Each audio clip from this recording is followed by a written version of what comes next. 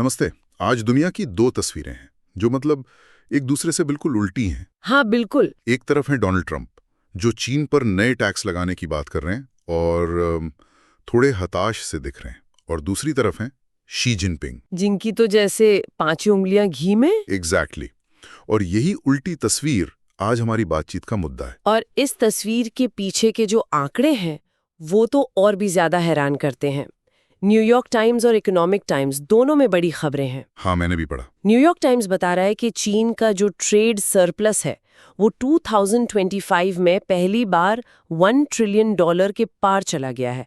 ये एक world record है। $1 ट्रिलियन।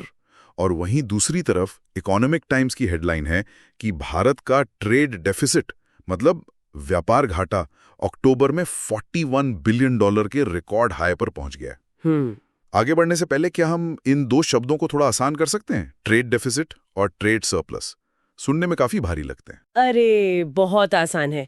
सोचिए, अगर आप महीने में 100 रुपए का सामान बेचती हैं लेकिन 150 रुपए का सामान खरीद लेती हैं तो आपको 50 रुपए का घाटा हुआ। ठीक है। ये है ट्रेड डेफिसिट। और अगर आप 100 का बेचती हैं और सिर्फ 70 का खरीदती हैं तो 30 रुपए का फायदा हुआ।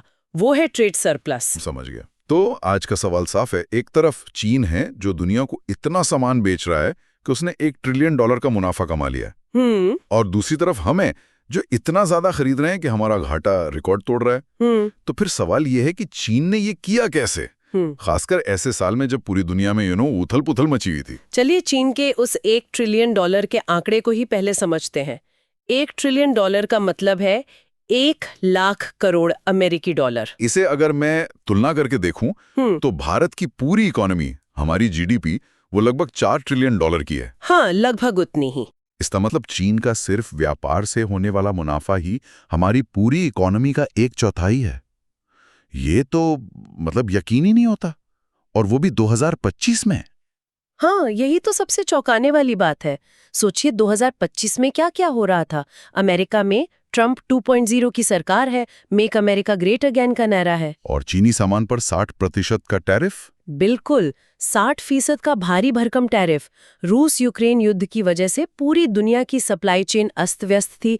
मिडल ईस्ट में इजराइल हमास का संघर्ष चल रहा था। और हमारे पड़ोस में भी भारत पाकिस्तान के बीच तनाव था। हाँ, तो मतलब हर तरफ से चीन के लिए बुरी खबर ही थी। ऐसे में तो उनका एक्सपोर्ट गिरना चाहिए था, बढ़ने के बजाय।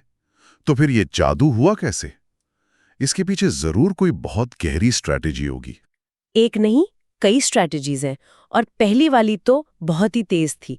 इसे कहते हैं the global south pivot. Global south pivot? हाँ, जैसे ही चीन ने देखा कि अमेरिका और यूरोप जैसे अमीर देश अपने दरवाजे बंद कर रहे हैं, उसने 1 सेकंड भी बर्बाद नहीं किया।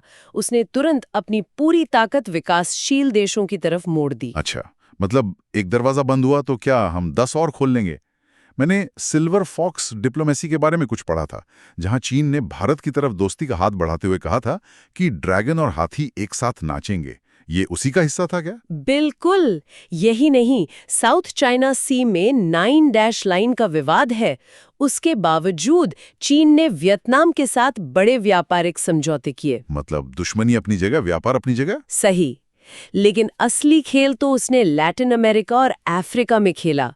मेक्सिको, ब्राजील, अर्जेंटीना और पूरे अफ्रीकी महाद्वीप के बाजारों में चीन इस तरह घुसा कि इन क्षेत्रों में इसका निर्यात 42% तक बढ़ गया। तो ढूंढ लिए, पर उन बाजारों में अपना सामान बेचा कैसे?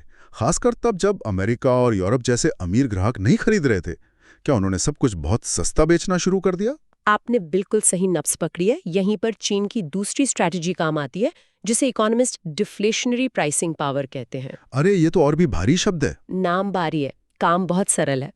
डिफ्लेशन का मतलब है कि पैसे की कीमत बढ़ जाए। अच्छा। मान लीजिए आपकी जेब में 100 रुपए हैं। आज आप उससे 1 किलो सेब खरीद सकते हैं। अगर कल उसी 100 रुपए में 2 किलो सेब मिलने लगे तो इसे डिफ्लेशन कहेंगे। समझ गया। चीन इसी सिद्धांत पर काम करता है। वो किसी भी चीज का उत्पादन इतनी ज्यादा मात्रा में करता है, मतलब बल्क प्रोडक्शन, कि उसकी लागत बहुत कम हो जाती है, और फिर वो उस सस्ते सामान से दुनिया के बाजारों को पाट देता है। अरे, ये तो वही बात हुई कि दिवाली पर भारतीय झालर 100 रुपए की मिलती है और चीनी झालर 40 रुपए की। हाँ, ज्यादातर लोग सस्ती वाली खरीदते हैं, भले ही वो अगली दिवाली तक चले ना चले। इसके पीछे यही पूरी इकोनॉमी काम कर रही है। एग्जैक्टली इसे डंपिंग भी कहते हैं। जब आप बहुत सस्ता माल किसी देश में भेजते हैं तो वहाँ के जो लोकल मैन्युफैक्चरर्स हैं वो मुकाबला ही नहीं कर पाते और उनका धंधा बंद हो जाता है। बिल्कुल। छोटी खिलौनाकारों को ही देख लीजिए। आप दुनिया के किसी भी कोने में चले जाइए, 90% से ज्यादा संभावना है कि वो मेड इन चाइना ही होगी।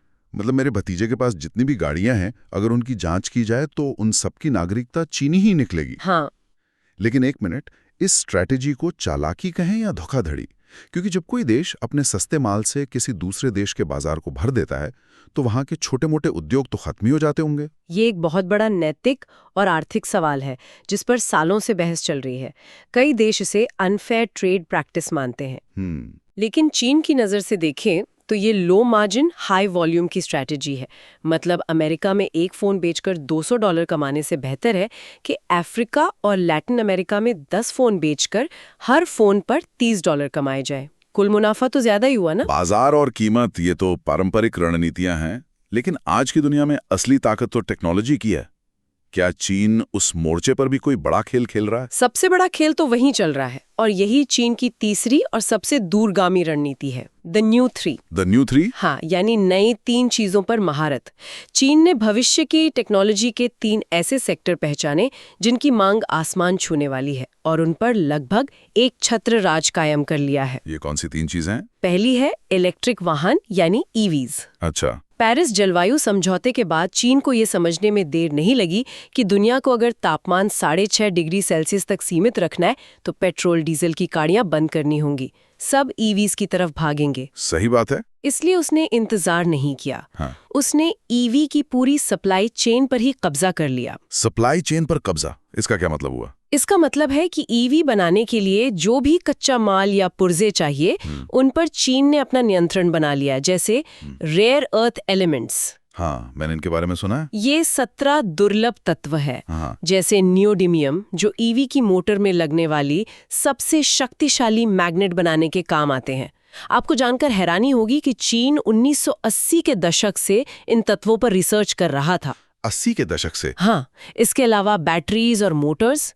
आज भारत में महिंद्रा और टाटा जैसी बड़ी कंपनियां भी अपनी ईवीज के लिए कई महत्वपूर्ण पुर्जे चीन से ही मंगवाती हैं। और कीमत का तो कोई मुकाबला ही नहीं है।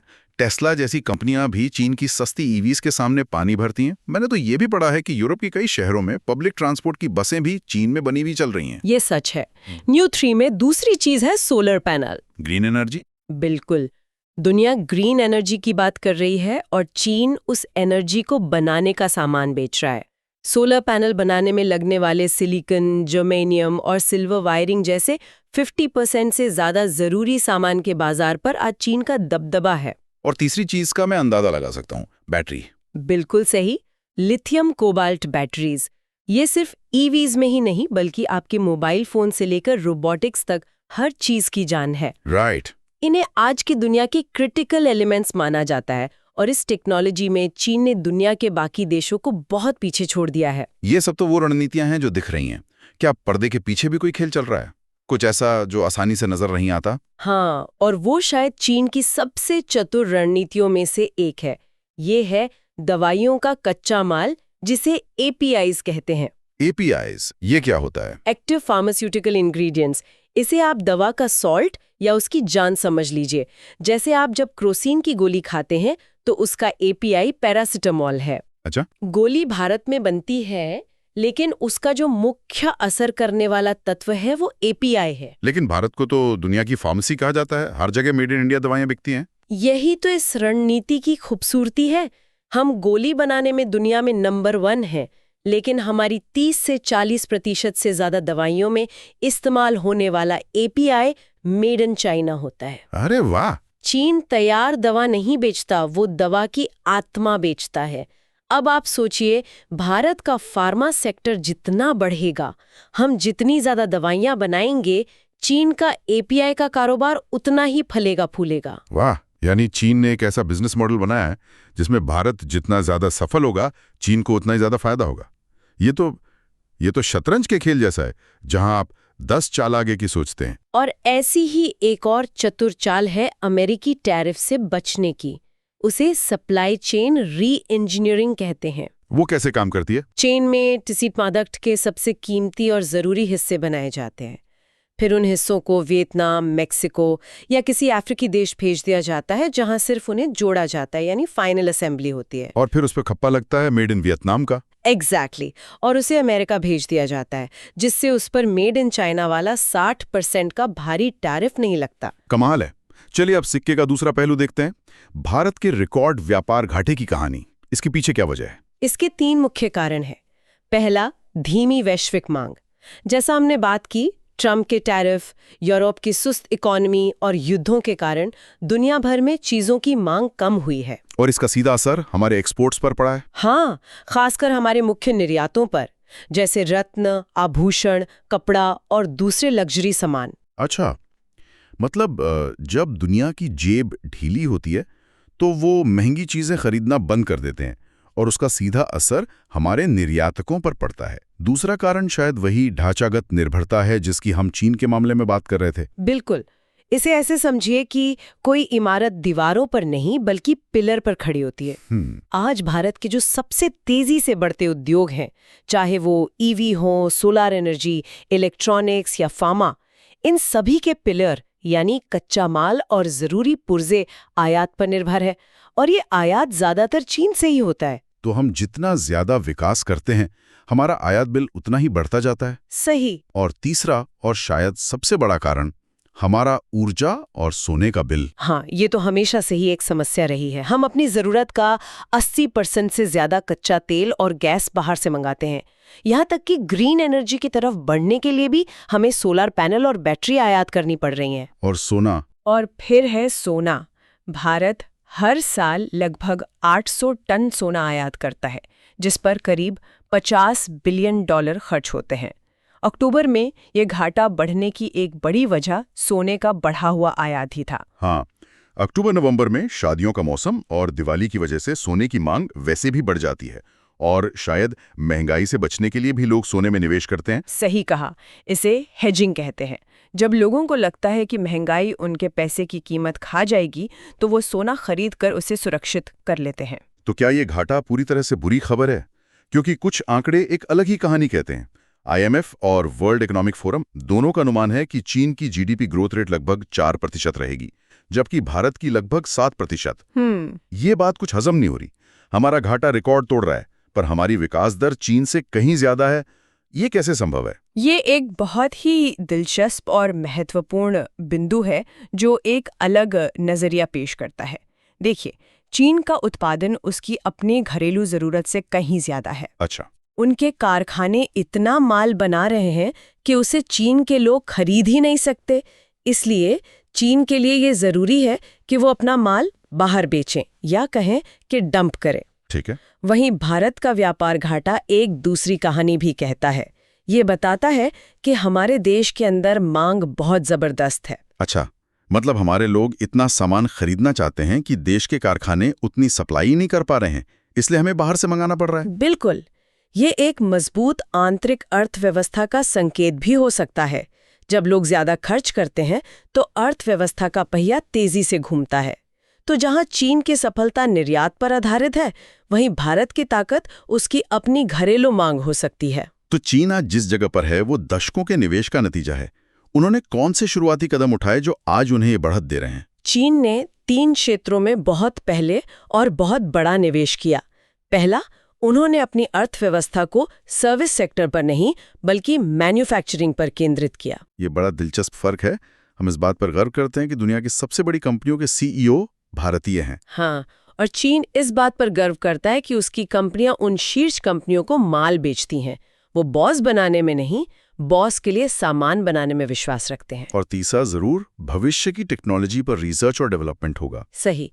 जैसा हमने रेयर अर्थ एलिमेंट्स के मामले में देखा, चीन ने 1980 के दशक में ही उन पर काम करना शुरू कर दिया था, ये जानते हुए कि 40 साल बाद इनकी भारी मांग होगी। और AI का भी यही हाल है। बिल्कुल। जब दुनिया अमेरिकी चार्ट GDP का उपयोग कर रही है, चीन ने अपना प्लेटफॉर्म डीप सीक विकसित कर लिया है। उनके पास गूगल की जगह अपना बाइडू है, व्हाट्सएप की जगह WeChat है। और तीसरा है विशाल infrastructure, CPEC, string of pearls, railway का जाल। हाँ, और इन सब के पीछे है चीन की अथाह वित्तीय ताकत। चीन का विदेशी मुद्रा भंडार लगभग $3.3 ट्रिलियन है। इसकी तुलना में भारत का भंडार लगभग $700 बिलियन है। 3,300 बिलियन के सामने 700 बिलियन। बहुत बड़ा अंतर है। बहुत बड़ा। तो इन सब बातों को ध्यान में रखते हुए भारत के लिए आगे का रास्ता क्या है? कहाँ से शुरू करें? देखिए, कई कदम उठाए जा सकते हैं, जैसे श्रम और भूमि सुधारों को लागू करना, बड़े पैमाने पर विनिर्माण क्षमता बनाना वगैरह। ये एक लंबी लिस्ट है। अगर आपको इनमें से कोई एक चीज चुननी हो जो सबसे ज्यादा और सबसे जल्दी असर डालेगी, तो वो क्या होगी? मेरे हिसाब से वो होगी लॉजिस्टिक्स लागत को कम करना। लॉजिस्टिक्स? हाँ, आज भारत में किसी सामान को बनाने की लागत का लगभग 14% उसे एक जगह से दूसरी जगह ले जाने में खर्च हो जाता है। चीन और अमेरिका में ये सिर्फ 8% है। मतलब हमारा सामान फैक्ट्री में तो सस्ता बनता है, लेकिन बंदरगाह तक पहुंचते पहुंचते महंगा हो जाता है। बिल्कुल। सोचिए, अगर किसी किसान के लिए अपनी फसल को मंडी या पोर्ट तक पहुंचाना ही इतना महंगा हो जाए कि वो अंतर्राष्ट्रीय बाजार में मुकाबला ही ना कर पाए, तो अच्छी फसल का क्या फायदा? सही बात है। इसलिए डेडिकेटेड फ्रेट कॉरिडोर बनाना, बंदरगाहों को आधुनिक बनाना और सप्लाई चेन को सुचारू करना शायद सबसे जरूरी पहला कदम है। हमें हुआवे या BYD जैसी सप्लाई चेन चैंपियन कंपनियां बनानी होंगी जो दुनिया के बाजार में टिक सकें। तो कुल मिलाकर चीन का $1 ट्रिलियन का सरप्लस कोई संयोग या किस्मत की बात नहीं है। ये दशकों की सोची समझी रणनीतियों का नतीजा है। हाँ, नए बाजार खोजना, कम लागत पर भारी उत्पादन करना और भविष्य की टेक्नोलॉजी पर कब्जा करना। और वहीं भारत का घाटा, जहां एक ओर हमारी आयात पर निर्भरता की चिंताजनक तस्वीर दिखाता है, वहीं दूसरी ओर ये देश के अंदर एक मजबूत और बढ़ती हुई मांग का भी प्रतीक है, जो हमारी अर्थव्यवस्था की असली ताकत हो सकती है। बिल्कुल। और ये सब हमें एक बहुत बड़े सवाल पर लाकर खड़ा कर देता है। आज भारत की सबसे बड़ी ताकत उसकी युवा आबादी को माना जाता है, हमारा डेमोग्राफिक डिविडेंड। लेकिन 20 साल बाद जब यही आबादी बूढ़ी होने लगेगी, तो क्या सिर्फ सर्विस सेक्टर हमारी अर्थव्यवस्था का बोझ उठा पाएगा? ये सोचने वाली बात है। मगर लंबी अवधि की सुरक्षा के लिए मैन्युफैक्चरिंग की ओर बढ़ना जरूरी है। तो आज वो कौन से सबसे महत्वपूर्ण कदम हैं जिन्हें उठाने की जरूरत है? और क्या ये चर्चाएं उन जगहों पर हो रही हैं जहां इनका होना सबसे ज्यादा जरूरी है?